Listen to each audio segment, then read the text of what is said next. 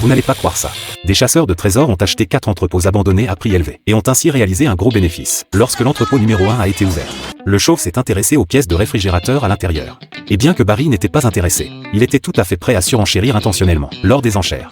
Quand le prix de départ a été annoncé, le chauve a directement proposé 8 cents dollars.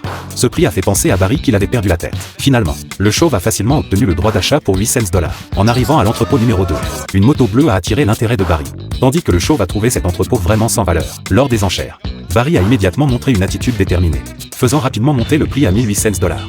Un montant qui a dépassé toutes les attentes des autres chasseurs de trésors. Finalement, Barry a obtenu le droit d'achat pour 1800 dollars. En arrivant à l'entrepôt numéro 3, rempli de toutes sortes de cartons, le chauve n'a rien exprimé après l'inspection.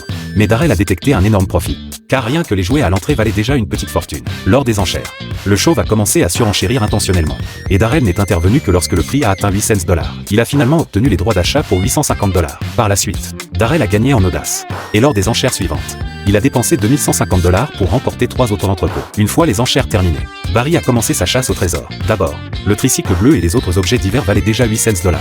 Mais ce n'était pas suffisant pour couvrir les frais. Ensuite, Barry a trouvé un robot tondeur automatique neuf.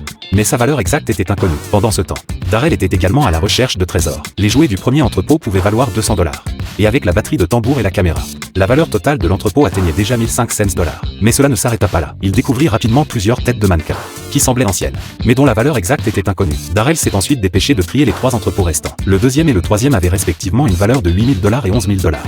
Et le dernier entrepôt avait aussi une valeur allant jusqu'à 3000 dollars. Le revenu total s'élevait maintenant à 23 500 dollars. Pendant ce temps, Baldy était également à la recherche d'un trésor. Mais il n'a trouvé que des déchets. Finalement, le chauve a perdu 800 dollars. Darrell a ensuite fait évaluer les modèles découverts. Après inspection, l'expert a déclaré que ces jouets avaient été fabriqués dans les années 1970. Chaque modèle valant entre 75 et 200 dollars. Finalement, l'entrepôt de Darrell a été vendu pour 24 705 dollars.